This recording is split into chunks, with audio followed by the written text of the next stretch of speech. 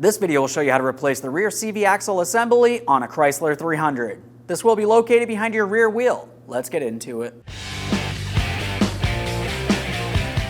Okay friend, let's get started on our job. The first thing we have to do is safely raise and support the rear of the vehicle so the wheel's off the ground and the suspension is hanging. To remove the wheel, we're going to remove all 5 of our 21mm lug nuts and we can get the wheel off of here.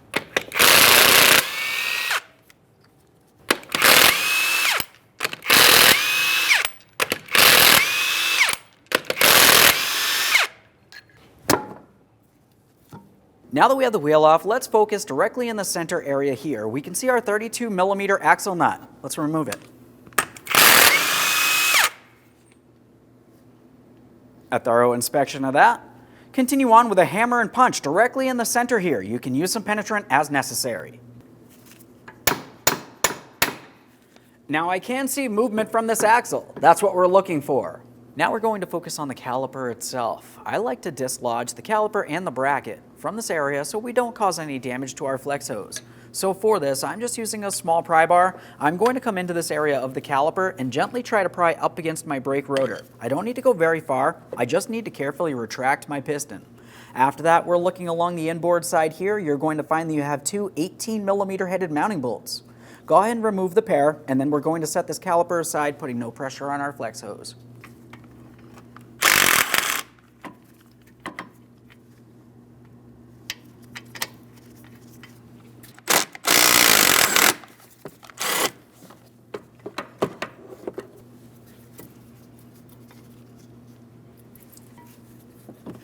Typically, once I have it dislodged, I like to have a quick peek at my brake pads themselves just to confirm they're not damaged in any way. If they are, you definitely want to replace them. With that out of place, we'll remove our brake rotor next. Slide it off of there, give it a quick inspection, and we'll set that aside. Now we're going to start removing the wheel bearing from this area because we want to have a little bit of wiggle room for the very end of this axle during the removal process. So for that, you're going to find that you have 4 mounting bolts coming through from along the back side of the knuckle. Each one of these bolts is going to be removed with an E12 Torx socket. Just a quick note about these, you want to make sure you press it on as far as possible during the removal process. It is common for these to strip out.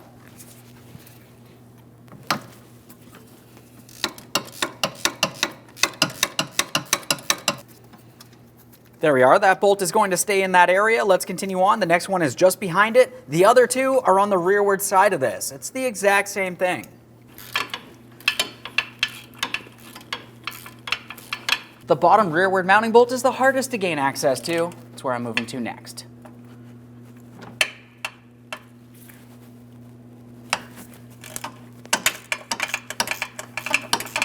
Continue on to the last one.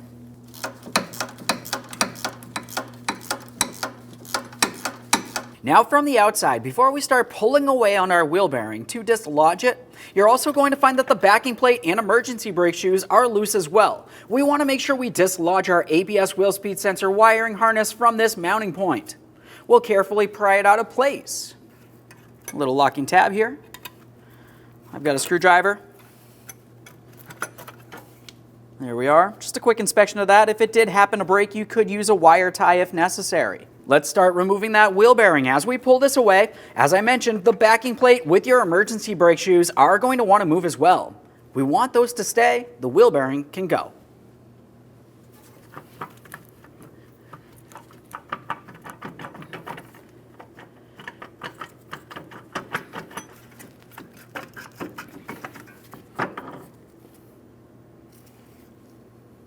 Behind that wheel bearing, you should find that you have a small plastic spacer. We will be reusing this.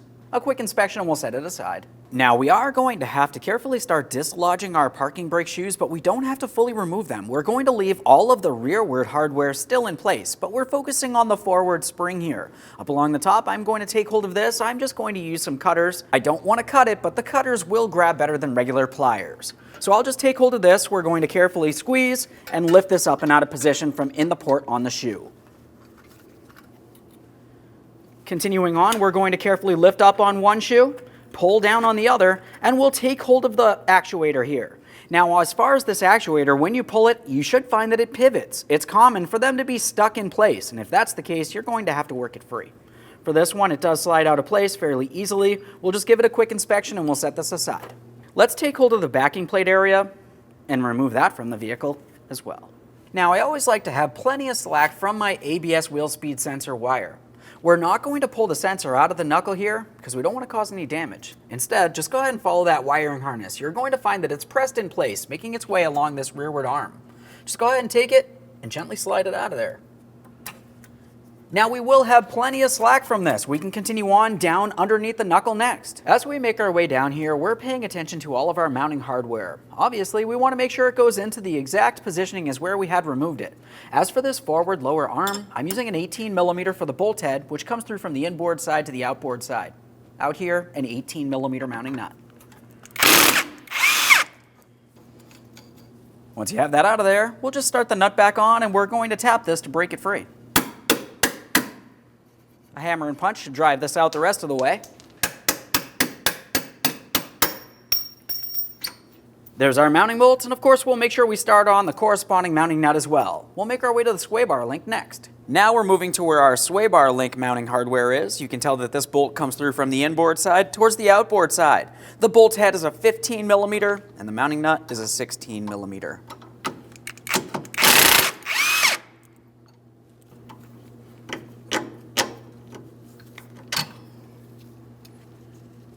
There's that mounting bolt. We'll start the nut on there, set it aside. Now we're going to find another mounting bolt that comes through from the front towards the rear. For this mounting bolt, you're going to need to have a T60 torque socket for the forward side to hold the bolt head.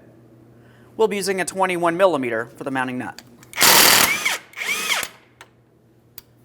Just a couple light taps on this. If you do find it stuck in place, you're going to want to use a mounting nut on here so you don't damage the threads. Ours is moving fairly easily, so we can continue on with a punch as necessary.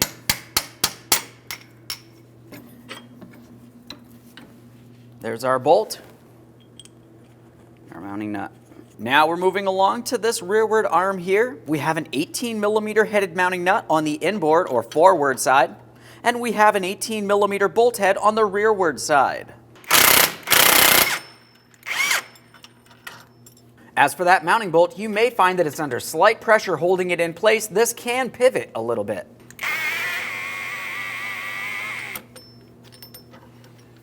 Now we're moving up and inward here. We can see our mounting bolt head deep inside this area, an 18mm. It comes through the knuckle, through this forward arm, and on the far side we have an 18mm mounting nut.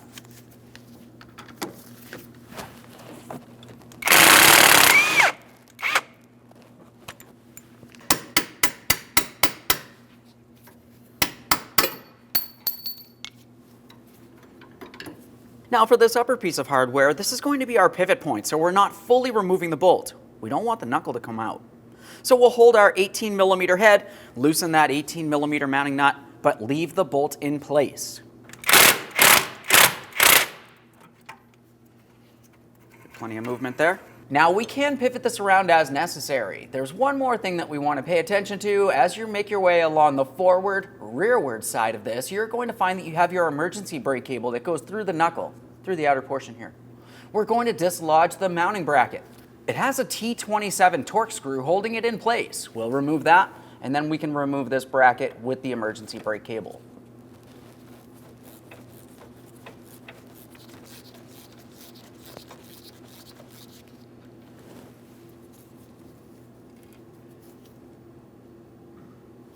Now we should be able to take hold of that bracket with the cable. We're going to slide it out. I've seen it before where this bracket will slide out of place. That's okay. It just presses back on there. Now we'll just thoroughly inspect our cable to confirm it's not damaged in any way. We'll rest this aside. Now let's follow the axle all the way inboard towards that rear differential. Now as you can tell, the axle does go into the rear differential. There is fluid inside of this area, so we'll make sure we have a collection receptacle under here just in case any fluid makes its way out. I'm going to use a hammer and a long pry bar. I'll tap this out of position. As you can tell, we did get a little movement here. That's exactly what we're looking for.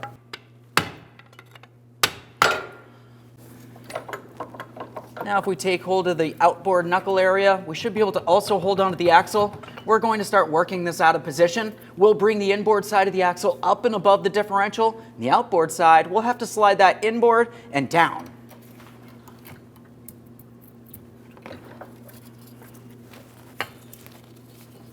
We should be able to flex this far enough that we can slide the end of the axle out of place here. There we are. And now we should be able to remove that from the vehicle.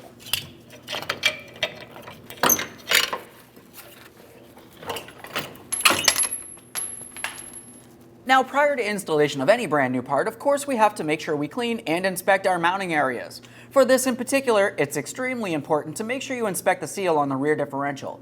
This is your axle seal. If it's damaged in any way, you're going to find that you have a leak, which is bad. Go ahead and replace it as necessary. For this, I'm just going to give it a quick wipe, make sure it's soft and pliable, not torn, worn, or damaged. Now we'll clean out at our knuckle. When we were removing the emergency brake cable, I had mentioned this bracket slides out of place fairly easily.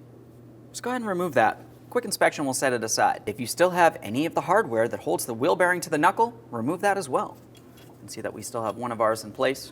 Now continuing on, we need to make sure we clean the entire knuckle. We're going to make sure we go inside of this port here and along the outboard side. I can see that I do have a lot of corrosion buildup, which can cause an issue.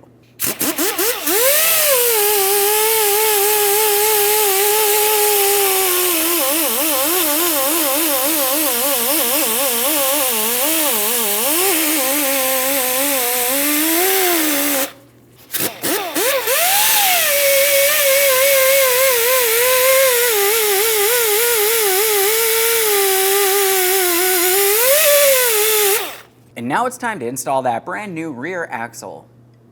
We're going to start by being underneath the vehicle.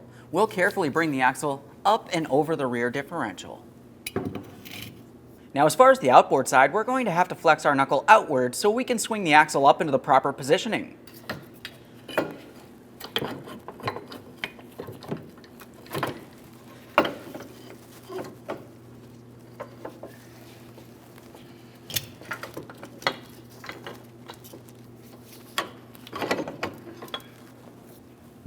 We'll focus on the inboard side back at that rear differential. We have to align the axle with its mounting port. We'll twist it until it feels like it aligns, and then on the outboard side, we can lightly tap with a rubber mallet, gently driving this into position. We need to make sure it's locked in.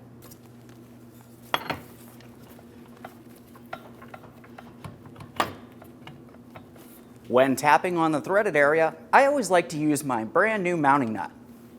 Just start that on there. Now we're sure we are not going to damage any threads. I am still using a rubber mallet. Let's make sure we're as straight as possible here. I'm applying pressure inboard towards that differential, and let's start tapping. Now when I was tapping that, I can hear an audible difference. So now I'm going to follow all the way into the inboard side here. We'll take hold of the axle assembly, not necessarily the boot, and we're going to attempt to pull it out and away. It should not slide out.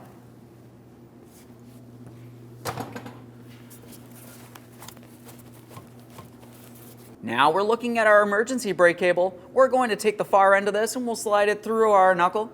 Once we have it so the mounting bracket is aligned, we're going to install our T27 mounting bolt.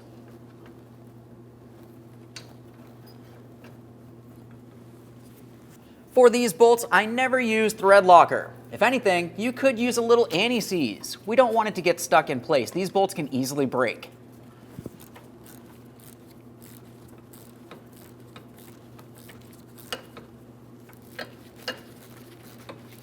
Okay, right there is bottomed out. We're just taking it a tiny bit further here. We don't want to over tighten it and break it, but you do want to make sure it's properly secured in place. Since we're sure we have that locked into the proper position, we can remove this. We will be using this for our brand new axle, of course. We removed our emergency brake cable bracket from this area, so let's go ahead and slide that back into place. It's just going to slide right over this area. We'll press it on there as far as possible. It should be able to move around. The backing plate will hold this in place. It should not fall off at that point. Before we go too much further, let's also make sure that we install each of our 4 wheel bearing mounting bolts from the back side towards the front. Obviously they can't screw into anything, but we do want to make sure they are in place.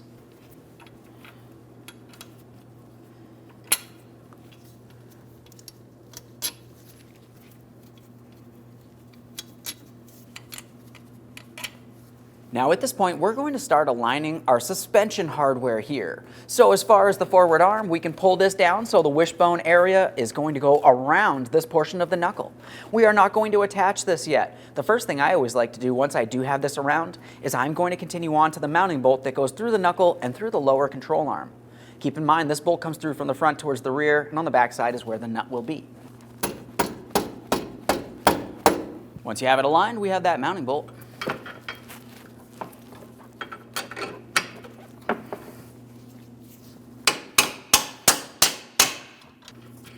We'll go ahead and start that in, but leave it loose. We're going to continue on to all other suspension hardware, and then we can tighten it as necessary. Up along the top area, we have our mounting bolt, which will come through from the inboard side towards the outboard side, through the knuckle, through this arm, and on the far side, we have our mounting nut.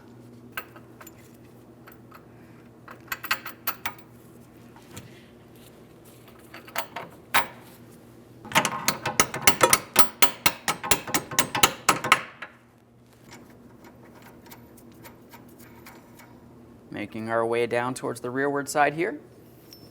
This bolt comes through from the rearward side towards the forward side.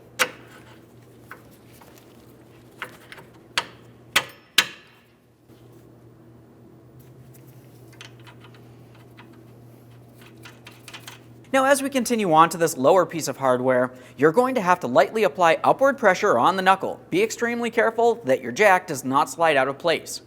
Once you've brought it up to the proper position, you may also find that you have to gently tilt the knuckle in one direction or the other. If you need to, you could use a ratchet strap of sorts. I'm going to start pulling this down, and I can tell that I do have to make an adjustment in the angle of this, so I'll just go ahead and start applying some pressure here.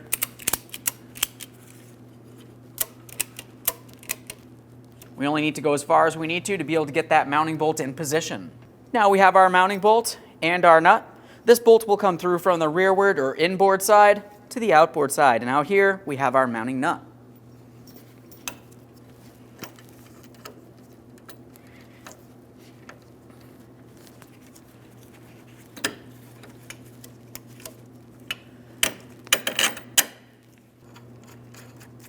Now at this point, we're going to leave this in the upright position, essentially at ride height. After that, we can release any pressure if you are using a ratchet strap to tilt this, and we're going to tighten and torque all pieces of hardware before continuing on to our sway bar link next. We'll start down at the bottom. The torque for this lower hardware will be 60 foot-pounds. Now let's move up to where our lower control arm connects to the knuckle. We'll make sure we're holding onto our bolt head.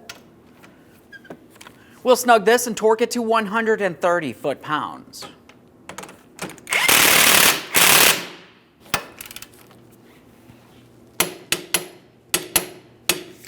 As we make our way up towards the toe link, we'll snug this and torque that to 60 foot-pounds.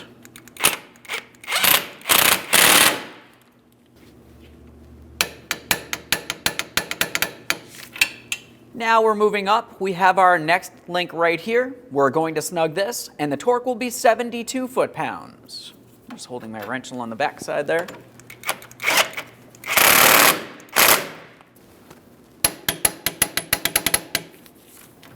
Now we're moving up to our camber link right up along the top here. We'll snug this, and the torque will also be 72 foot-pounds.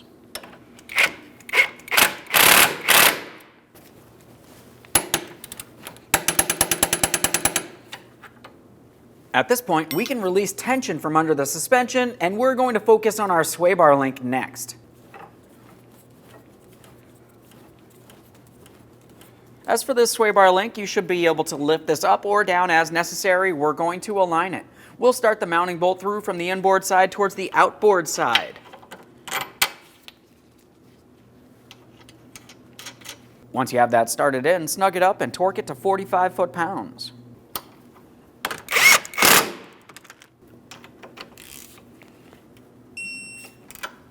Now we'll just double check to make sure that our bracket for the emergency brake cable is still in place. If it's slid off of there, just go ahead and slide it back on. After that, it's time for our backing plate. We'll make sure we have it in the proper orientation. We're going to carefully slide this into place. It's going to cover over this bracket, and it's also going to go over each and every one of our 4 mounting bolts. going to press those bolts through from the inboard side there. Let's focus on our emergency brake hardware next. We have our actuator. The hook is facing up and it will swing down. Just take that hook and slide it through the emergency brake cable. Now we can roll this in position. Now we have our spring. As we attempt to put this in position, we want to make sure that the backing plate does not rock out of position. Just gently apply pressure as necessary.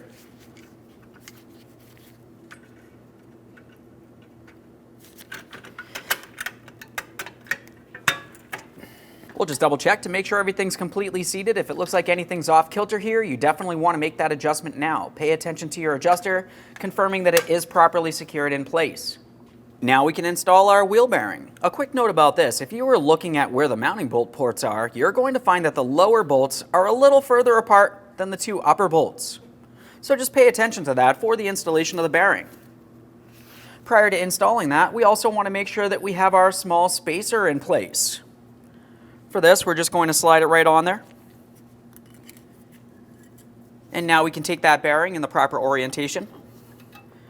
Start slowly bringing this into position, and then we're going to have to focus on the bolts that come through from the inboard side towards the outboard side, carefully screwing them into the wheel bearing. I want to make sure it doesn't fall out, so I'm just starting on my axle nut, just a couple threads here. That will help prevent this from falling out and away while I continue on the inboard side. Now I'm using a wobble extension with my socket here. We're going to make sure each of these mounting bolts is snug. After that, we'll be torquing them to 50 foot-pounds.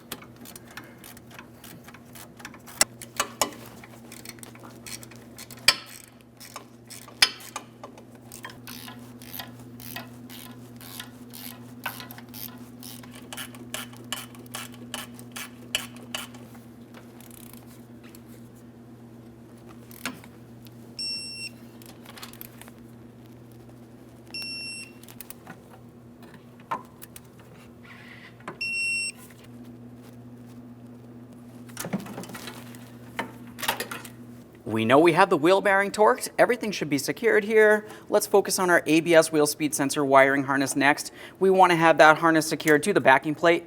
We'll just gently flex it, slide it right on there, press it until we hear a click and a light tug. We'll follow the cable along the rearward arm. Bring this into place.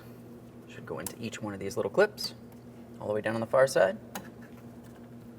Double check to make sure it's secured. If anything's broken, you can use a wire tie. You want to make sure this isn't going to get caught on anything while you're driving down the road. At this point, let's make sure we clean down our wheel bearing hub mating surface. This is the area that our brake rotor will sit against. We want to make sure there's no raised areas.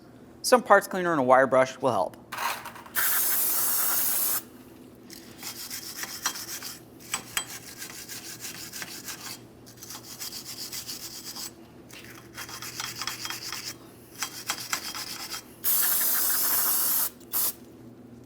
Now that that's cleaned, let's apply some anti-seize to the mounting surface. You don't need very much, just a thin amount should do.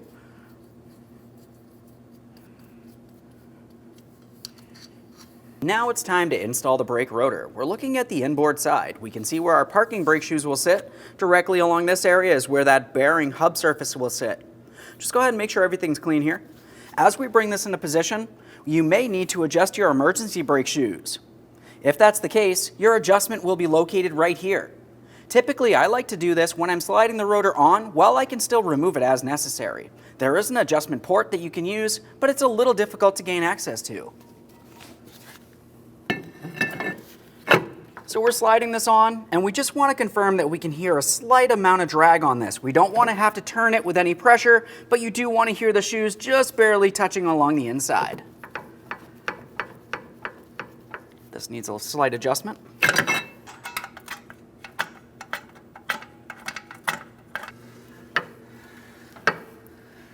There we are. We have a slight bit of drag here. This is exactly what we're looking for. Too much will cause friction, and friction creates heat. Now we'll use our original axle nut as a spacer and install one lug nut. We want to make sure the rotor does not fall off while we continue on with our brake caliper next. Take that caliper. We're making sure our brake pads slide over the brake rotor as they should. Continue on with your two mounting bolts. As far as those mounting bolts, start them in, snug them up. The torque will be 133 foot-pounds.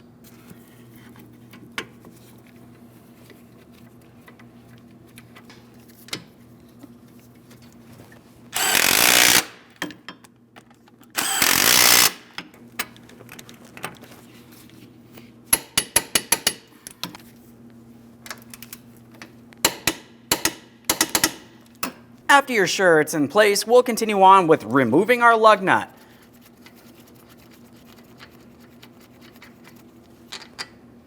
The next thing that we would want to work on would be tightening the axle nut. But it would be easiest to tighten and torque it with the wheel in the proper position. So with that said, let's do that next. Looking in the center of the wheel, we can see that we have a center cap. We'll have a quick look along the backside. There's the plastic. Let's go ahead and tap this out of position. Let's get this wheel in place.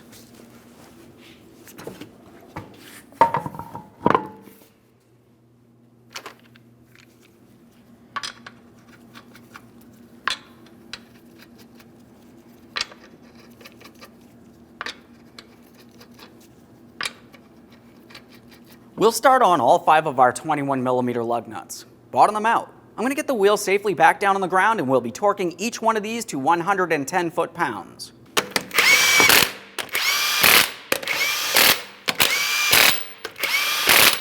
Now I have the wheel on the ground, I'm torquing these in a crisscross manner to that 110 foot-pounds.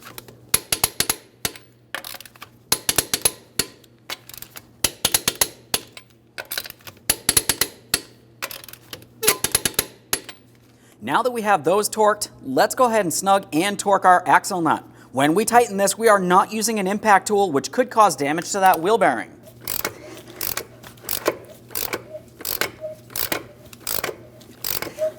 Once you have it snug, we're going to torque that to 157 foot-pounds.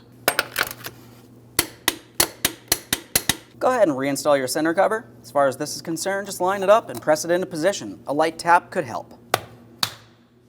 Just double check to make sure it's secured in place. Okay friend, we finished our installation. Now the next thing you have to do is go ahead and pump up your brake pedal. We want to make sure it's firm. You're going to test the emergency brake to confirm it holds as it should. Take your vehicle for a road test, make sure you have no leaks from that axle seal, and get yourself a 4-wheel alignment. Thanks for watching. When only the best will do, demand TRQ. The only company that lets you view before you do. TRQ is committed to offering the highest quality aftermarket auto parts that are engineered for peace of mind. Thanks for using and viewing with TRQ.